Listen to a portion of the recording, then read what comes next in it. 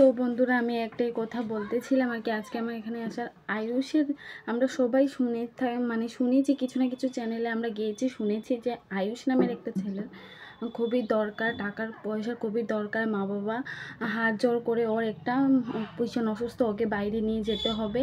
তো এরকম তো সবার আমি আমার চ্যানেলেও বলছি এই কথাগুলো, কারণ একটা ছোট বাচ্চা, আমারও একটা ছোট ছেলে আছে।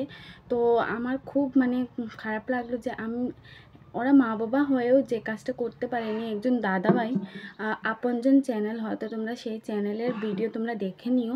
সেই আপনজন ছেলের দাদাভাইটা এমনভাবে আয়ুষের জন্য রাস্তায় লিখে এখানে বেরিয়েছে, বলছে যে সবাই হেল্প করো হেল্প করো। সেই আপনজন দাদা আপনজন চ্যানেলটা তোমরা গিয়ে দেখতেই পারো। দাদাভাই অনেক হেল্প চাইছে সবার কাছে, যে যাই পারো দাও। তারপর এদিকে মা বাবাও করছে, আমরা সবাই চলে একসাথে মিলে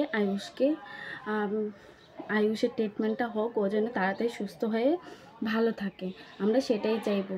তো আমি এই ভিডিওটা করার কারণ, একটাই উদ্দেশ্য, আমি করতাম না, কারণ অন্যজনের ভিডিও আমি করার দরকারই নেই। তো আমি আজকে সেটাই জন্য আয়ুষের একটা ছোটো বাচ্চার জন্য কিছু যদি না বলি সেটা কেমন হবে। তো চলো একসাথে মিলে আয়ুষের জন্য সবাই এগিয়ে চলি।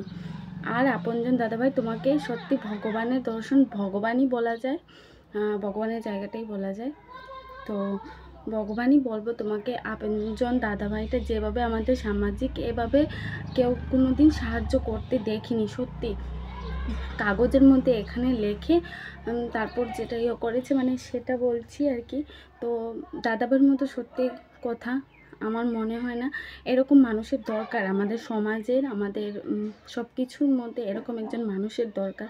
তো চলো একসঙ্গে আয়ুষের জন্য সবাই আমরা প্রার্থনা করি, আর ওকে চলো সবাই আমরা মিলে সাহায্য করি, যাতে ও সুস্থ জীবন যাপন করতে পারে।